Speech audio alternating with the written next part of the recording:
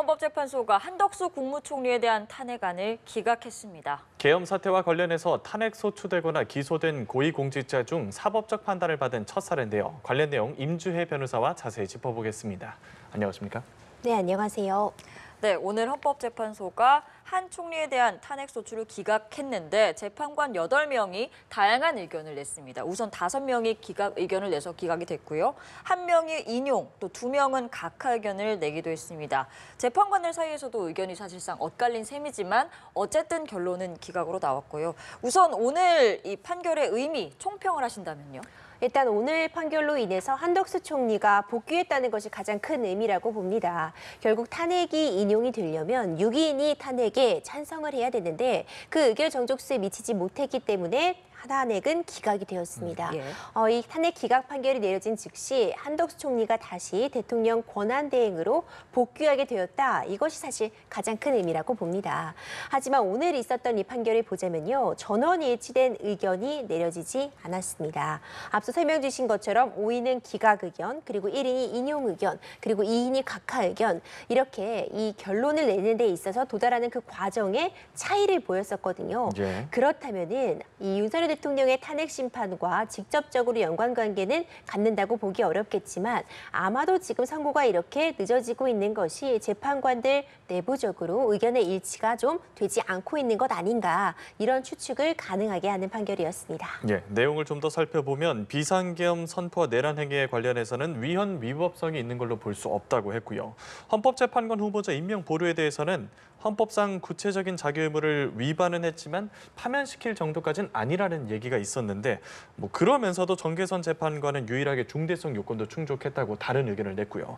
어떤 부분에서 의견이 갈린 건지도 궁금하고 이 내용에 대해서 어떻게 좀 판단을 할 수 있을까요? 네, 한덕수 총리에 대한 탄핵 사유는 크게 보자면 5가지다 이렇게 정리가 됐었는데요. 가장 중요하게 논의할 만한 쟁점은 사실 2가지였습니다. 이 한 가지는 이 12.3 비상계엄 선포와 관련해서 한덕수 총리가 과연 공모하였는가 이 부분이 하나 있고 이 해당되는 부분은 한덕수 총리가 총리일 당시에 문제되는 행위였습니다. 또 한 가지 중요한 쟁점은 이미 최상목 권한대행의 권한쟁의 심판에서 다뤄졌던 것과 동일한 쟁점으로 볼 수 있는데 국회에서 추천한 이 헌법재판관 후보자에 대해서 임명을 하지 않은 것이 문제가 될 수 있는가? 이 2가지 쟁점이었습니다. 지금 뒤에서 얘기한 이 재판관 임명과 관련된 부분은 이 대통령의 권한대행일 때 행한 사유였습니다. 이 2가지를 보자면은 먼저 비상계엄 선포 관련해서는 오늘 한덕수 총리의 이 선액 선고에서 비상계엄과 관련한 내용이 밝혀진다면 윤석열 대통령에 대한 탄핵 심판 판결에 가늠자가 되지 않겠는가 이런 이야기가 많이 나왔는데 결론부터 먼저 말씀을 드리자면 가늠자로서의 역할은 하기 어려워 보입니다. 오늘 있었던 한덕수 총리의 탄핵 심판에서는 비상계엄 자체의 어떤 헌법과 법률에 위배되는 부분이 있는지는 전혀 다루지 않았고요. 오로지 과연 이 선포 과정에서 한덕수 총리가 얼마만큼 관여했는가, 실제로 어떤 역할을 담당한다거나 국무회의 심의 같은 과정에서 주도적인 역할을 했는가 이런 부분만을 살펴봤다고 볼 수 있습니다. 구체적으로 한덕수 총리가 함께했다, 가담했다 내지는 공모했다는 부분을 확인할 수 없다라는 부분까지만 오늘 있었던 이 헌법재판 탄핵 심판에서는 다뤄졌다고 보기 때문에 사실상 비상계엄 자체에 대해서 헌법과 법률에 위배되는 부분이 있는지를 다루는 이 부분은 윤석열 대통령 탄핵 심판의 결과에 가서야 확인할 수 있다라고 평가할 수 있을 것 같습니다. 그리고 사실 오늘 한덕수 총리의 이 탄핵 심판에서 가장 중요한 내용으로 다뤄졌던 부분은 판결문을 보더라도 이 헌법재판관 임명 부분이라고 볼 수 있습니다. 이 한덕수 총리는 국회에서 추천한 헌법재판관 후보자 3인 모두에 대해서 임명을 하지 않았는데요. 이 부분이 중요한 탄핵 소추 사유기도 했습니다. 이번 헌법재판소의 판결을 보자면은 즉각적으로 임명을 하지 않은 부분이 국회의 어떤 헌법재판관 구성권을 침해하는 부분은 인정을 해서 헌법과 법률에 위배되는 측면이 있을 수 있다고 보았지만 이것이 탄핵에 이를 정도로 헌법재판소의 구성 자체를 위협하는 정도로 중대한 위법 사항은 아니라고 보았기 때문에 파면에 이를 정도는 아니라는 판단을 내렸습니다. 다만 정계성 재판관은 이와 관련해서 특히 이제 특별 검사를 임명하지 않은 부분이라던가 이 헌법재판관을 임명하지 않은 부분이 헌법과 법률에 위배되는 측면이 있고 그 위반의 정도도 중대하다고 보아서 인용 의견을 내기도 했습니다. 알겠습니다. 또 오늘 선고에서 관심이 집중됐던 부분이 국회에서의 의결 정족수에 대해서는 헌법재판소에서 과연 어떻게 판단할 것인가 부분이었습니다. 이 부분에 대해서는 일단 문제가 없다라고 판단을 하기는 했지만 또 각하 의견에서는 다른 의견도 있었고 이 부분에 대해서도 좀 설명을 해주시죠. 그렇죠. 사실 이 헌법의 이 전반적인 취지를 보자면 오늘 이 내용이 굉장히 중요한 의미를 갖습니다. 이 의결 정족수라는 부분이요. 대통령에 대한 탄핵을 소추할 때는 가중된 요건이라고 볼 수 있는 제적의원 3분의 2 이상의 찬성이 있어야 됩니다. 그렇다면은 200인 이상이 탄핵 소추에 동의를 해야지 탄핵 소추가 되는 것이고요. 예. 하지만 총리 같은 경우에는 과반수 이상의 찬성만 있으면 탄핵 소추가 가능합니다. 그렇다면 150명 이상의 찬성만 있으면 가능한 그런 상황으로 지금 보일 수가 있는데 지금 국무총리인 신분이긴 하지만 당시 대통령의 권한대행이었습니다. 예. 그렇기 때문에 총리의 탄핵 의결 전족수만 넘으면 되느냐 아니면 대통령의 탄핵 의결 전족수를 충족해야 되느냐가 쟁점이 되었는데 한덕수 총리의 탄핵 소추안이 이제 보내질 때는 192명의 찬성이 있었습니다. 이것은 과반수는 넘지만 3분의 2는 미치지 못하는 부분이기 때문에 한덕수 총리는 이것이 절차적인 요건을 흠결했다는 주장을 해왔는데요. 오늘 헌법재판소에서는 기본적으로 여전히 총리의 지위를 갖고 있다는 부분, 총리와 대통령은 이제 국민이 직접 선출하느냐, 그렇지 않았느냐에 따라 큰 차이를 가져오기 때문에 아무리 대통령의 권한 대행을 행사하고 있었더라도 총리를 탄핵하는 데 필요한 의결 정족수를 넘으면 족하다라는 판단을 내렸습니다. 하지만 두 재판관의 각하 의견이 있었습니다. 이 부분은 총리의 권한 대행, 그러니까 총리가 지금 권한 대행의 행사를 하고 있었을 때는 적어도 대통령과 동일한 그와 유사한 권한을 행사할 수 있기 때문에 탄핵을 할 때는 더 신중해야 된다. 가중된 요건을 충족해야 된다고 보아서 이때 3분의 2 이상의 찬성이 필요하다고 보았거든요. 하지만 각하 의견이 최종적으로 내려지려면 재판관 4인의 각하 의견이 있어야 되는데 그에 미치지 못하는 2인의 각하 의견이 있었기 때문에 최종적으로는 기각이 된 것이고 오늘 있을 헌법재판소의 이 판결을 통해서 결국 권한대행, 대통령의 권한대행을 탄핵하려 할 때는 가중된 요건이 아닌 과반수, 원래 총리에 대한 탄핵 의결 정족수만 넘으면 족하다라는 판단이 앞으로 선례로 남았다고 볼 수 있습니다. 알겠습니다. 앞서 말씀해 주셨던 쟁점 중에서 내란 방조와 가담 관련해서는 별도의 판단이 없었거든요. 이 부분은 왜 그랬던 걸까요? 중요한 쟁점이 되지 않는다라고 본 것 같습니다. 그렇기 때문에 윤석열 대통령에 대한 탄핵 심판보다 지금 한덕수 총리에 대한 탄핵 심판 선고가 먼저 나올 수 있었다라는 그런 추측도 가능해 보이는데요. 이 한덕수 총리 같은 경우에는 오히려 헌법재판관에 임명하지 않은 부분이라던가 아니면은 탄핵 소추할 때 의결 정족수를 넘었는가, 절차적인 흠결이 없는가가 더 중요한 쟁점이지 이 비상계엄 자체에 대해서는 한덕수 총리가 가담한 정도가 그리 높지 않다고 본 것 같습니다. 그렇기 때문에 사실 오늘 있었던 재판에서는 비상계엄에 대한 논의가 제대로 이루어지지 않은 상황이다 이렇게 보여지고요. 결국 12.3 비상계엄 선포와 관련된 헌법과 법률의 위반 사항이 있는지 그 위반의 정도가 중대한지는 윤석열 대통령 탄핵 심판에서 다뤄질 쟁점이다 이렇게 본 것 같습니다. 그런데 이런 분석도 있더라고요. 적극적 행위에 대해서는 일부 결론을 내리면서 향후 위헌성을 판단할 수도 있다. 이 분석에 대해서는 어떤 의견이 있으실까요? 그렇죠. 이제 향후 위헌성을 판단할 수 있다는 부분은 아마도 이제 이후에 있을 그런 재판 등에서 위헌 여부에 대해서는 좀 더 치밀하게 다툴 것이다라는 그런 예측으로 가능해 보이는데요. 어디까지나 지금 헌법재판관의 판단들을 예측해 보는 것이고 평의 결과는 철저히 비공개에 비춰져 있기 때문에 모든 것은 좀 추측인 상황이라 좀 조심스러운 측면이 있습니다. 하지만 확실한 부분은 오늘 헌법재판소의 판단은 한덕수 총리는 다시 직무에 복귀해야 된다. 파면에 이를 정도의 위법 사항이 없다는 부분까지는 정확히 확인을 해줬다고 볼 수 있고요.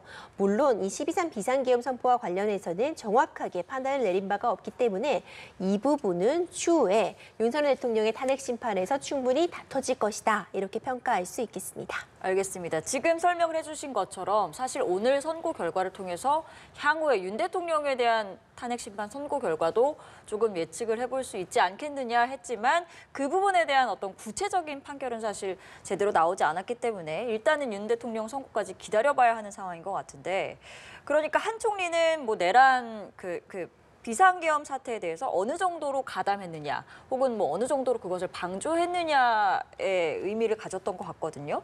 윤 대통령 사건은 한 총리랑 비교했을 때 좀 어느 부분에 집중을 해서 좀 결론을 내릴까요?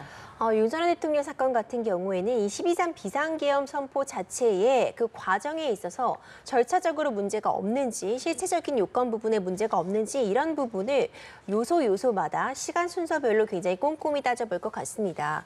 이제 포고문과 관련된 부분에 어떤 기본권을 과도하게 침해한 측면이라던가 일명 국회 체포조 운영 이런 부분들이 사실 굉장히 중요한 의미를 가지고 만약 사실로서 인정이 된다면 그 자체가 헌법과 법률에 위배되는 측면이 있을 수 있다고 보기 때문에 그런 측면들에 대해서 헌법재판소가 어떻게 사실관계를 정리하고 받아들일지 이 부분이 굉장히 중요해 보입니다.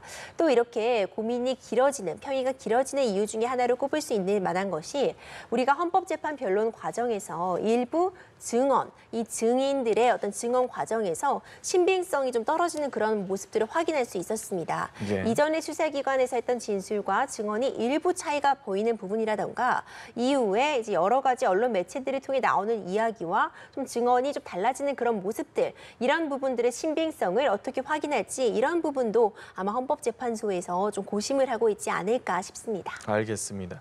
윤석열 대통령이 국회에서 탄핵 소추된 지 100일이 지났고요. 뭐 매주 이번 주는 나오지 않을까, 다음 주는 나오지 않을까 이렇게 예상만 길어지고 있는데 언제쯤 최종 선고 결과 나올 거라고 예상해 볼 수 있을까요? 그렇죠. 예측이 계속 보기 좋게 빗나가고 있습니다. 네. 뭐 지난 금요일일 것이다, 지난 금요일일 것이다 이야기가 나왔는데 최재일 감사원장에 대한 탄핵 선고나 검사 3인에 대한 탄핵 선고 그리고 오늘 있었던 한덕수 총리에 대한 탄핵 선고까지 당초 예상과는 다르게 윤석열 대통령에 대한 탄핵 선고보다 먼저 나왔습니다. 확실하게 지금 말씀드릴 수 있는 부분은 아마도 헌법재판소에서는 지금 동시다발적으로 평의를 진행해 오다가 결론에 먼저 도달하는 순서대로 선고 날짜를 좀 잡고 있다고 보여집니다. 네. 먼저 8대1, 이제 8대0, 그러니까 만장일치 의견이 나왔던 감사원장이나 검사 3인에 대한 탄핵 청구는 비교적 더 쉽게 결론에 도달했다고 보여지고요. 예. 오늘 있었던 한덕수 총리에 대한 탄핵 선고 같은 경우에는 뭐 인용, 각하, 기각 다양한 의견이 제시되었지만 결론에는 도달했기 때문에 먼저 선고가 이루어졌다고 예. 봅니다. 아마도 지금 이미 시간이 꽤 지났기 때문에 윤석열 대통령에 대한 탄핵 선고에 관련해서도 평의는 어느 정도 진행이 되었고 이제 표결 같은 부분이 진행될 수 있는 그런 단계까지는 왔다고 보여집니다. 다만 이 판결문이 공개가 되었을 때 국민들이 납득할 수 있는 그런 완전 무결한 그러니까 판결을 만들기 위해서 고심을 하고 하나하나 문구에도 좀 신경을 쓰고 있는 것이 아닌가. 예. 절차적인 부분이나 실체적인 부분에서 흠결이 없게 하기 위해 충분한 시간을 가지고 검토하고 있는 것이 아닌가 생각이 됩니다. 하지만 그래도 이제 선고까지는 아주 긴 시간이 남았다고 보지는 않고요. 네. 데드라인이라는 것은 존재를 합니다. 그러니까 4월 18일에 지금 문영배 이미선 재판관의 퇴임이 예정이 되어 있는데 그렇다면 현재 마은혁 그 후보자가 임명이 되지 않은 상황이어서 6인 체제로 바뀌게 됩니다. 예. 과연 6인 체제에서 변론은 진행할 수 있다고 해도 선고까지 내릴 수 있는지 이 부분은 또 다른 또 쟁점이 될 수 있어서 적어도 헌법재판소 입장에서는 함께 이 헌법재판 변론을 진행을 했고 평의를 진행해온 이 8인 체제 안에서 결론을 내기 위해서 최선을 다할 것이라고 네. 보고요.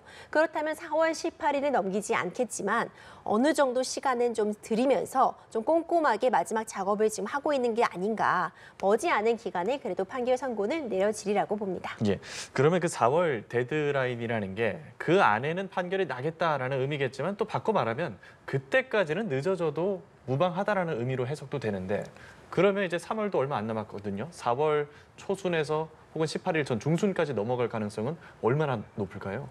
참 예측이 어려운 상황이긴 어렵죠. 한데요. 4월로 넘어갈 가능성은 충분히 있어 보입니다. 왜냐하면 일단 이 탄핵 심판이라는 이 중요성을 고려할 때 굉장히 사회적으로 파급력, 중대한 영향을 끼칠 수밖에 없고요. 그렇다면 헌법재판관들의 고심 깊어질 수밖에 없습니다. 그리고 결국 이 판결문으로서 국민들에게 이 결정을 설명해야 되는 그런 위치에 있기 때문에 예. 판결문에 고심을 하다 보면은 시간이 시간이 조금 더 걸릴 가능성은 있어 보입니다. 알겠습니다. 이번 주에 선고가 내려질 수도 있는 상황이고 아직은 뭐 구체적으로 예측하기 어려운 상황이지만 계속 추이를 지켜봐야 할 것 같고요. 그리고 이번 주가 이제 슈퍼위크라고 불리잖아요. 수요일에 더불어민주당 이재명 대표 공직선거법 위반 사건 항소심 선고가 내려집니다. 1심에서는 의원직 상실형에 해당하는 결론이 나왔는데 2심 결과는 좀 어떻게 전망할 수 있을까요? 이재명 대표가 사실 여러 건의 재판이 동시에 진행되고 있지만 이 선거법 위반 항소심 사건은요. 가장 급한 불이다. 이렇게 표현할 수 있을 것 같습니다. 1심에서 이 선거법 위반, 그러니까 이 허위 사실을 공표해서 선거에 영향을 끼쳤다는 부분이 인정이 되어서 징역 1년에 집행유예 2년이 선고가 되었습니다. 그런데 이 징역 1년에 집행유예 2년이 만약 대법원에서 확정이 된다면 향후 10년간 선거에 참여할 수 없는 피선거권이 제한되는 그런 형이라고 볼 수 있습니다. 그렇기 때문에 이재명 대표 입장에서는 항소심에서 최대한 이 피선거권 상실이 되지 않는 벌금 100만 원을 미치지 못하는 형량을 받아야만 하는, 그래야지 이후에 정치 활동을 이어갈 수 있는 그런 중요한 위치에 놓여졌다고 보여지고요. 결국 항소심, 오늘 수요일에 있을 항소심에서의 쟁점은 과연 이재명 대표가 했던 발언들, 고 김문기 씨와 골프를 치지 않았다라는 발언이라던가 아니면 이 국토 용도 변경에 있어서 국토부의 협박이 있었다. 이 발언들에 대해서 과연 재판부는 허위 사실로 볼 것인지 선거에 영향을 끼쳤다고 볼 것인지 이 인정이 된 1심에서 인정된 사실들을 달리 평가할 만한 자료들이 항소심에서 제출이 됐는지 이 부분이 쟁점으로 될 것이라고 보고요. 결국 벌금 100만 원을 넘느냐 안 넘느냐 이 부분이 굉장히 중요한 의미를 가지리라고 봅니다. 예, 알겠습니다. 오늘 한덕수 국무총리에 대한 탄핵안 기각 소식과 함께 이와 관련한 내용들 임주혜 변호사와 자세히 짚어봤습니다. 오늘 말씀 고맙습니다. 고맙습니다.